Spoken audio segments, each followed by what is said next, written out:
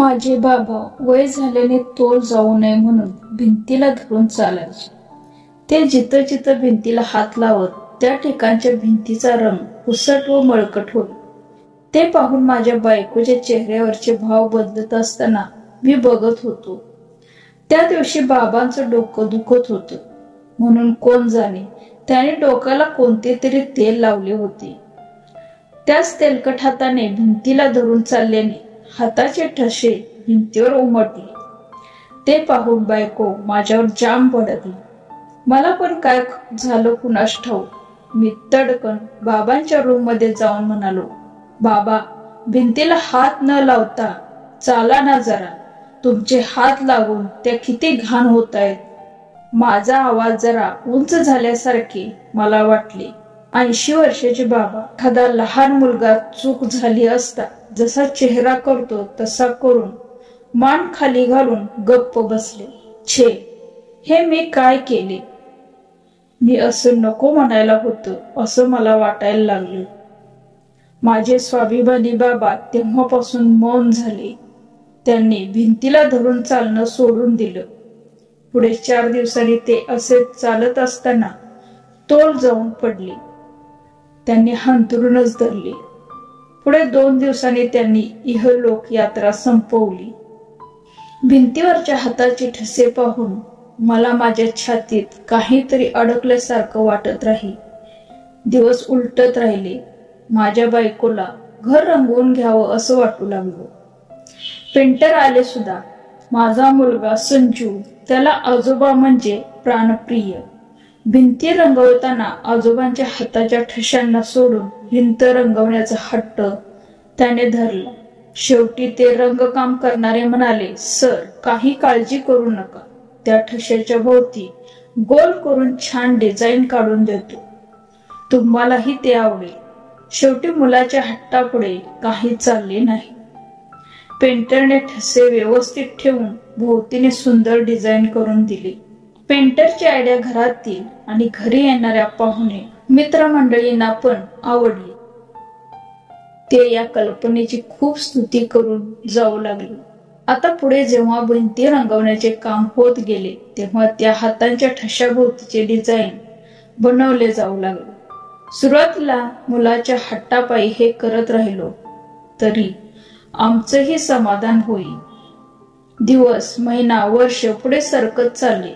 मुलगा मोठा होऊन त्याचं लग्न झालं. तसा मी माझ्या बाबांच्या स्थानावर येऊन पोचलो. बाबांच्या एवढा नसलो तरी 70ला येऊन लागलो. मलाही तोल जाऊ नये म्हणून भिंतीला धरून चालावं वाटू लागलं. पण मला आठवू लागलं किती चिडून बोललो होतो बाबांना, म्हणून चालताना भिंतीपासून थोडं अंतर ठेवूनच चालू लागलो. त्या दिवशी रूम मधून बाहेर पडत असताना थोडासा तोल गेल्यासारखं झाल्याने आधार घेण्यासाठी भिंतीकडे हात पसरणार तोच मी माझ्या मुलाच्या मिठीत मध्ये असल्याचे जाणवले. अहो बाबा, बाहेर येताना भिंतीला धरून यायचं. आता तुम्ही पडता पडता थोडक्यात वाचला. मुलाचे वाक्य कानावर पडले. मी संजूच्या तोंडाकडे पाहत राहिलो. त्याच्या चेहऱ्यावर चिंता होती पण राग नव्हता. जवळच्या भिंतीवर मला बाबांचे हात दिसले. माझ्या डोळ्यापुढे बाबांचे चित्र उभं राहिलं. त्या दिवशी मी ओरडून बोललो नसतो तर बाबा अजून जगले असते असे मला वाटू लागले. आपोआप डोळ्यात पाणी साचलं. तेवढ्यात 8 वर्षाची नात धावत आली. आजोबा, आजोबा, तुम्ही माझ्या खांद्यावर हात ठेवून चाला म्हणत हसत हसत माझे हात आपल्या खांद्यावर घेऊन निघाले. हॉलमधील सोफ्यावर बसलो असता नातीने आपलं ड्रॉइंग बुक दाखवत, आजोबा, आज क्लासमध्ये ड्रॉइंग परीक्षा झाली. मला फर्स्ट प्राइज मिळालं असे म्हणाले. हो का? अरे वा, दाखव बघू कोणतं ड्रॉइंग आहे. म्हटल्यावर तिनं ड्रॉइंगचं पेज उघडून दाखवलं. भिंतीवरच्या बाबांच्या हाताचे चित्र आहे तसं काढून भोवती सुंदर नक्षी काढली होती आणि म्हणाले, टीचरनी हे काय आहे म्हणून विचारलं.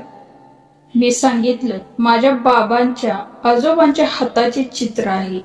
आमच्या घराच्या भिंतीवर हे चित्र कायमच करून ठेवले.